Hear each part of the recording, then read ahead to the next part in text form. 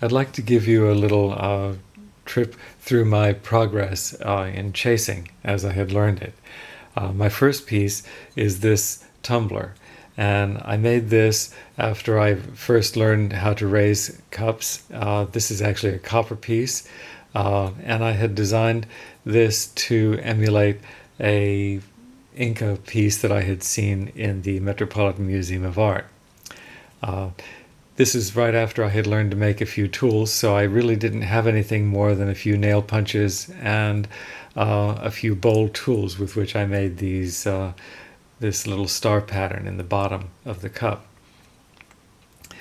This was the first piece, and I really didn't have any instruction in chasing at that time. I had only just tried to hammer things into the metal to make some designs. My second piece is also a copper cup, but this one was inspired by more Egyptian type designs. I still hadn't had any instruction in chasing, so this is really sort of like trying to find out, what I could do just by myself. And basically I used only like the nail punches and a few little larger dapping pins to make these marks.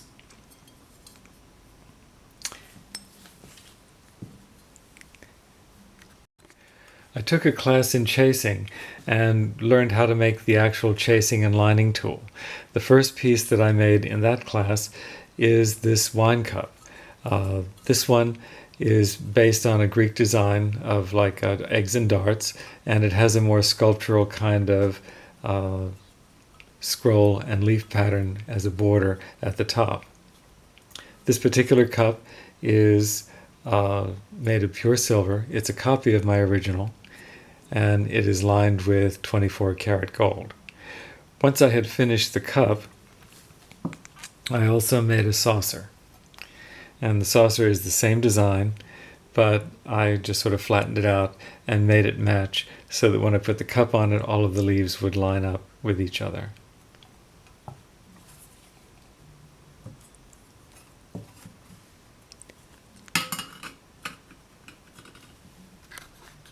As I got better at raising, I made a fluted vessel, and I wanted to see if I could chase in between the flutes and make a complete piece. This is a copper bowl that has flutes on it, which are these ribs, and the chasing inside is based on those egg and dart patterns that I had started with earlier. This is also the first time that I used matting in the background with a very subtle kind of tool, and put in bosses, which are these little round things above the darts. This is a copper piece that has been gold plated. As I got better, I started to make another wine cup. This one is based on Assyrian cylinder seals. I call this the lion cup because of the lion that is right here. And I also have a goat here. There's an abstracted bull and another goat and some organic, floral motifs. The bottom is decorated with a compass rose kind of pattern. This is a pure silver cup, and it is lined with 23 karat gold too. Once that cup was finished, I also made a saucer for that. Changing the design a little bit, I let the lions be a little more rampant, and I saw them as sort of corralling the bull and the goat, which now has all of its legs.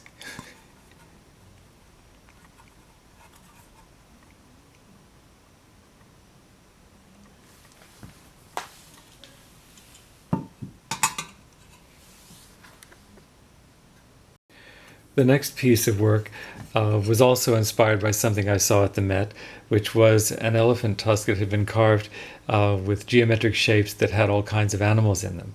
I decided I would like to try to make a cat bowl. So I redrew part of the design and then made this picture of the cat, like this, with a plant and leaves, and there's like little planets in the sky. And then I made a border for the bowl, for the sides. And these have birds in them fish, and there's even a mouse. All these things that the cat might be interested in watching or chasing.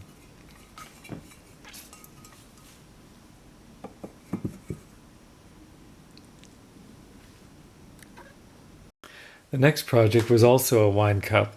This one is also based on the Assyrian cylinder seals. This one is different for me because this is the first time that I tried to use a human figure in there. This one is kind of an angel with stylized wings. There are also antelopes, the foliage, crescent moons and stars in the sky, and then back again to our human figure. This is pure silver cup, and it is lined with 23 karat gold.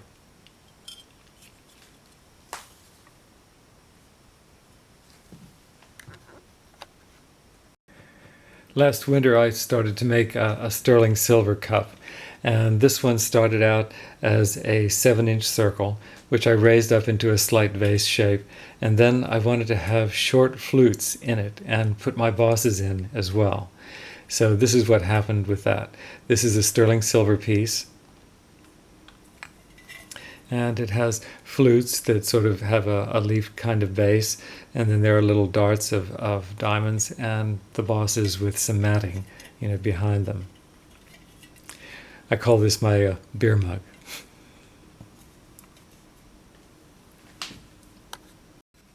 My last project is something I call 4 on 4, and what I did was to make 4 small cups from 4-inch discs of copper. I wanted to have a way of showing different ways of approaching decorations on a same-sized cup. These are meant to be charka, which are vodka cups. So the first one has flutes on it, and then I did a little bit of repousse work to push the bases out like this, and then around the neck, underneath the flared rim, I've used stamping with 2 different tools to put in a kind of lined and dotted border. The second one has the basic shape of the cup, but I used repousse to push a horizontal band out around the waist, around the middle of the cup. And then I finished that off by pushing out little darts in the bottoms of that. The actual bottom of the cup has more of a flower shape. It's like a blossom, a 5-petal blossom.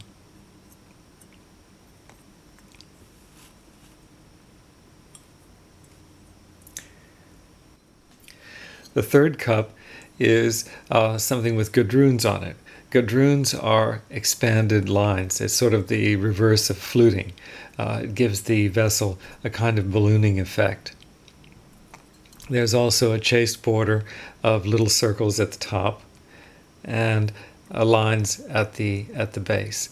I also gave this a geometric top. This one has a pentagon shape. And then the last cup was intended to be a more naturalistic kind of form, so I was planning a seascape. And in this one, I have a background of waves, and I did a big whale on one side, with its tail out of the water, and then there's a sea turtle,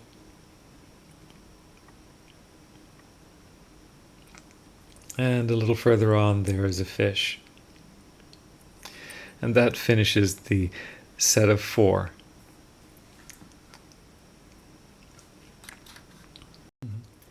So this is the end of the video. Thank you for watching this little survey of the rather large pieces that I've done over the past couple of years.